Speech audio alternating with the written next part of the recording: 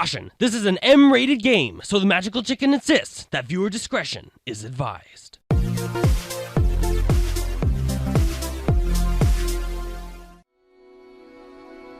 It's time for the Fable Anniversary Review for the PC. Yes, this is the first PC game I've ever reviewed, and it's a game I've wanted to review for years now. I played the original over and over back in the mid to late aughts, so did I have just as much fun with this version? Let's find out. This is a third-person RPG. You first take control of your character when he's just a boy, going through a handful of basic in-game tutorials.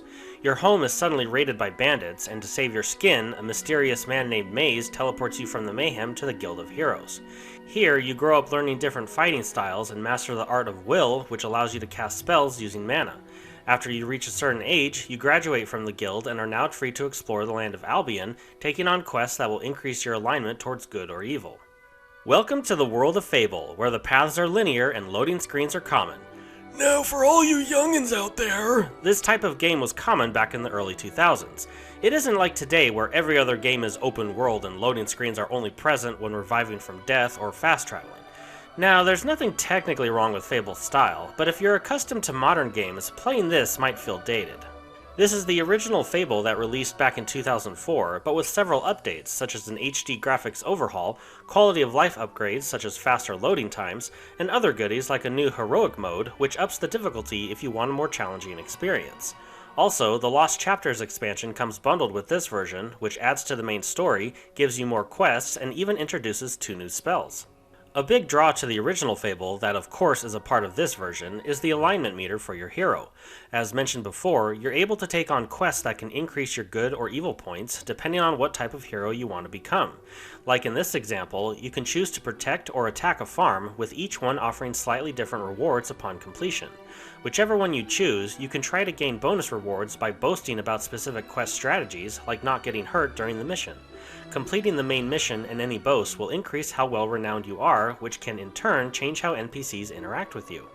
Being famous is one thing, but leaning heavily into one side of your alignment meter will also change how others react to you. Being evil will cause NPCs to boo or even run from you, but being good attracts them to you. Once you reach a certain level in your alignment, your character will gain physical attributes related to how you choose to play them, such as a halo over my head here because I'm such a good boy. Now, it takes quite a bit to reach true good or evil status, but even if you're trying to be good, you can still perform evil acts without your alignment immediately flipping to the other side.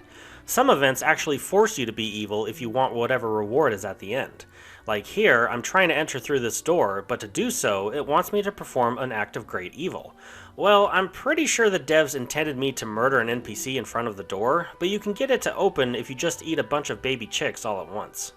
Even if I'm playing as a good hero, lockpicking and stealing is actually pretty fun.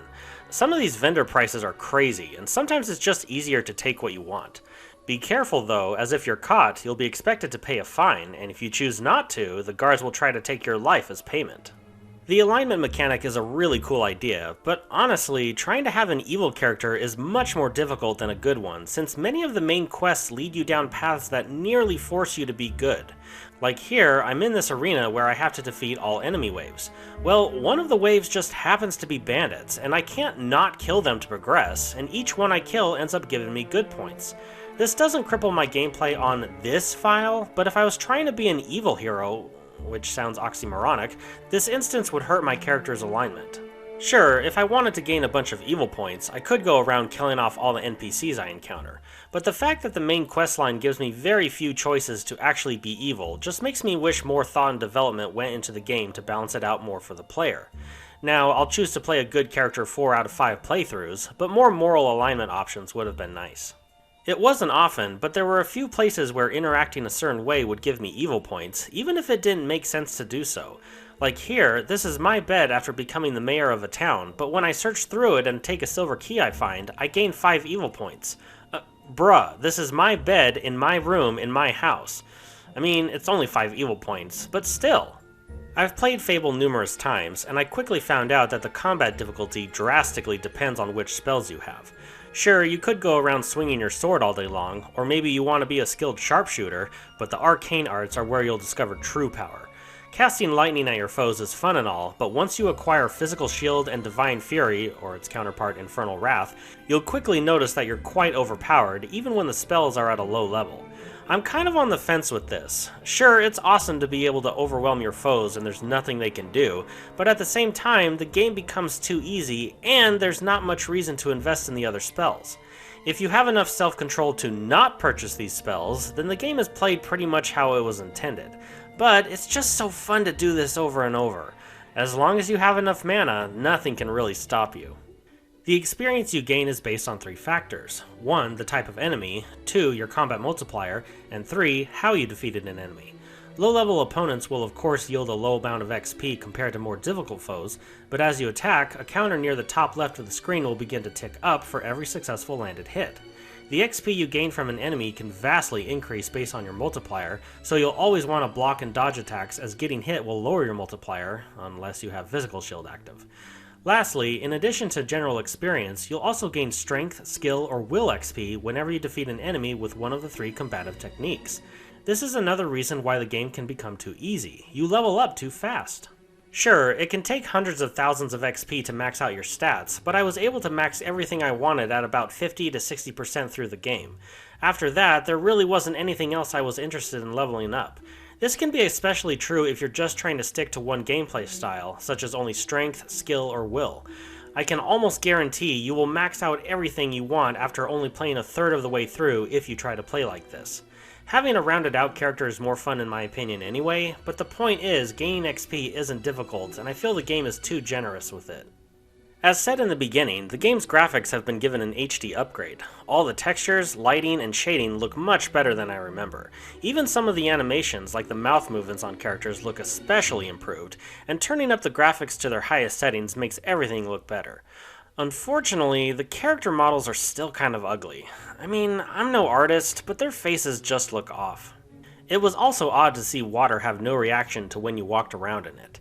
There were a few clipping glitches here and there, but sometimes a character would get stuck for some reason, either in its own animation loop or behind other objects and it couldn't get out. Sometimes I would suddenly hear the cry of a bandit about to attack me, but no one was there. The biggest glitch was when the game crashed and I had to reboot the game. Fortunately, I didn't lose anything, but still.